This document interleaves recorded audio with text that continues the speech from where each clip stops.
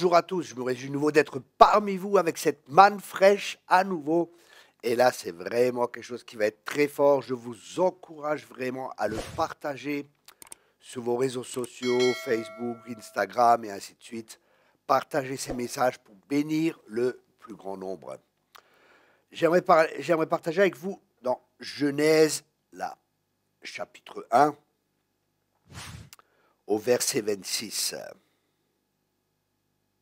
Puis Dieu dit, faisons l'homme à notre image, selon notre ressemblance, et qu'il domine sur les poissons de la mer, sur les oiseaux du ciel, sur le bétail, sur toute la terre et sur tous les reptiles qui rampent sur la terre.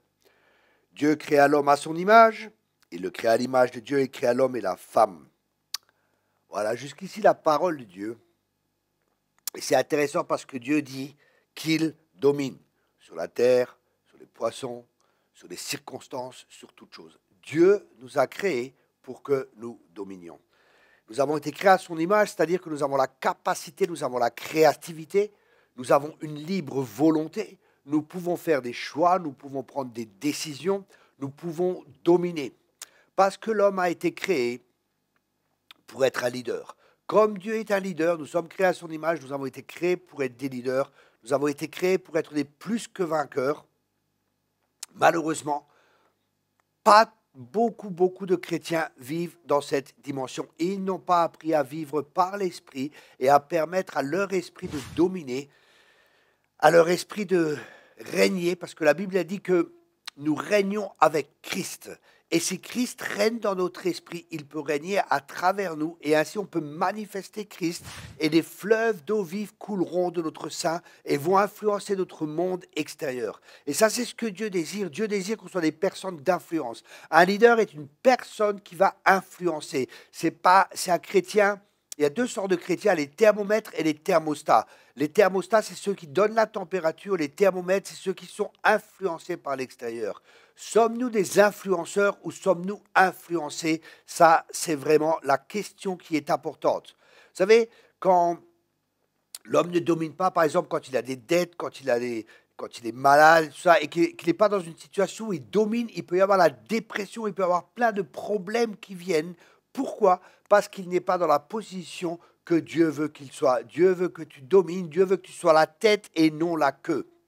Je répète cela, Dieu veut que tu sois la tête et non la queue. Dieu veut que tu sois béni à ton arrivée, Dieu veut que tu sois béni à ta sortie.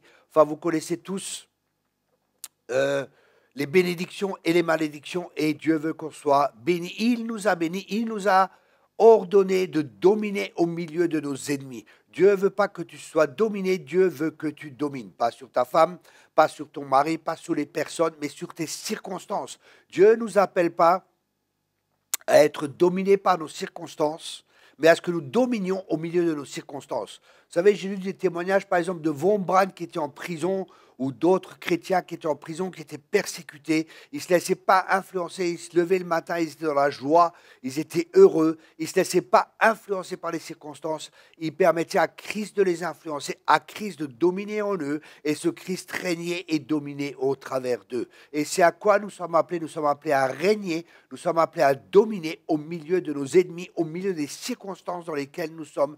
Malheureusement, comme je l'ai dit, je ne rencontre pas trop de chrétiens qui vivent dans cette dimension. C'est pour ça, il y a quelques années aussi, le Seigneur m'a demandé de créer une école biblique par correspondance.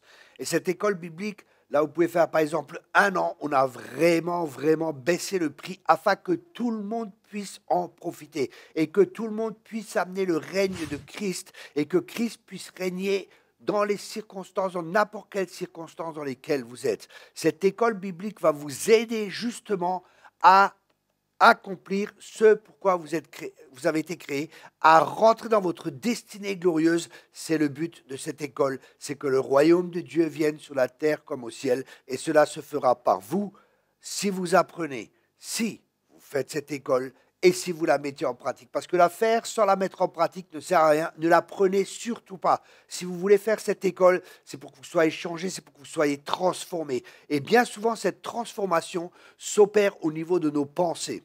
Je vais vous donner un exemple qui m'a fortement parlé.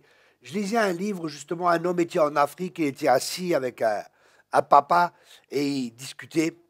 Et justement, Cette personne disait, un jour, il était là en tant que berger, et il avait tous ces brebis qui étaient là, tous les moutons qui étaient là, et il a entendu un bruit, oh, un peu plus loin, alors il s'approche, et il voit un jeune lionceau qui est là. Et il dit, bon, je vais enlever mes brebis et mes moutons, si jamais les lions y viennent, ça peut être dangereux. Puis il se met à l'écart et il observe. Et la nuit venue, toujours personne. Il a dit, ah, je vais prendre ce lionceau. Alors il a pris ce lionceau, il a dit, les parents, ils ont dû le perdre ou l'abandonner ou qu'est-ce que j'en sais. Il a pris ce lionceau et il l'a élevé avec les brebis et les moutons. Et c'est intéressant parce que ce lionceau, en grandissant, il se comportait comme les brebis et comme les moutons. Exactement de la même manière. Il s'adaptait aux autres. Puis un jour, ils arrivent et ils vont prendre de l'eau, ils vont boire au bord de l'eau. Et d'un seul coup, il y a un rugissement qui est là. Waouh! Et tout le monde prend peur, tout le monde fuit. Et ce jeune lionceau, comme les autres brebis, il fuit avec. Waouh! Et là, le berger, il regarde et il voit que le lion avait attrapé une brebis qu'il avait mangée. Ils avaient un peu de crainte, un peu de peur. Et une autre fois, il retourne de nouveau à cette eau. Et là, ce lion qui avait grandi entre-temps, il va pour boire et il a peur. Et tous les brebis se demandent, mais pourquoi il a peur? En fin de compte, il voyait sa propre image dans l'eau. Il voyait qui il était réellement. Et il avait peur parce qu'il se voyait comme les autres. Il croyait qu'il était comme les autres, mais il était différent. L'histoire n'est pas finie. Puis ce lion revient. Et là, tout le monde fuit. Et d'un seul coup, ce lion se retrouve nez à nez avec ce jeune lion. Et il fait comme ça, il rugit à nouveau. Et il fait comprendre au jeune lion, rugit aussi. Et le jeune lion, il est là. Bé. Il rugit aussi. Bé. Et pendant plusieurs fois, il dit non, non, imite-moi, fais comme moi. Et d'un seul coup, il rugit aussi. Il dit vas-y encore une fois. Et là, il rugit aussi. Un cri dans la savane. Waouh, le lion. Et là, le lion part doucement et il se retourne, il le regarde. Et il dit viens. Et l'autre, il est tiraillé. Il est tiraillé entre retourner avec les brebis et retourner à la ferme ou partir avec lui. S'il part avec le lion, il rentre dans quelque chose de nouveau, quelque chose qu'il ne connaît pas. Mais il va entrer dans sa destinée et il va être là pour la raison pour laquelle il a été créé. Et c'est ce que j'aimerais et que j'aimerais et que j'aimerais et que j'aimerais que vous fassiez cette école.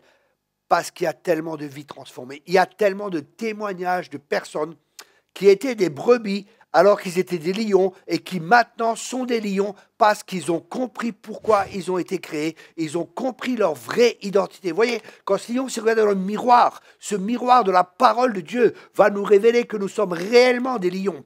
Mais comme il ne le comprenait pas, comme il ne le savait pas, il s'identifiait au regard des autres et il croyait qu'il était comme les autres, parce que l'homme est tel que sont les pensées de son cœur. Bien-aimés, je vous encourage encore une fois, et j'insiste vraiment, parce que je sais que ça va avoir une importance capitale pour votre vie. Faites cette école, investissez dans votre vie, investissez dans l'éternité, vous n'allez jamais, jamais le regretter, je vous le garantis. On a tellement, tellement de témoignages de vies transformées. Vous pouvez voir sur notre site, il y a une vidéo d'une personne dont la vie a été transformée. Aujourd'hui, elle sert le Seigneur, elle a pu écrire un livre. La vie a été complètement changée, complètement transformée. Et elle le dit elle-même grâce à cette école. Voilà, je vous encourage, partagez autour de vous. Merci beaucoup d'avoir une fois regardé la manne fraîche. Ça paraît tous les semaines sur notre chaîne YouTube. Vous pouvez aussi vous abonner. Vous pouvez également vous abonner à notre lettre de nouvelles. Je vous encourage vraiment. Abonnez-vous à notre lettre de nouvelles. Vous recevrez tous les mois un enseignement gratuit par écrit et vous serez informé de tous les déplacements, de ce que le ministère fait, du fruit qu'il porte. Merci beaucoup à tous. Soyez tous abondamment bénis.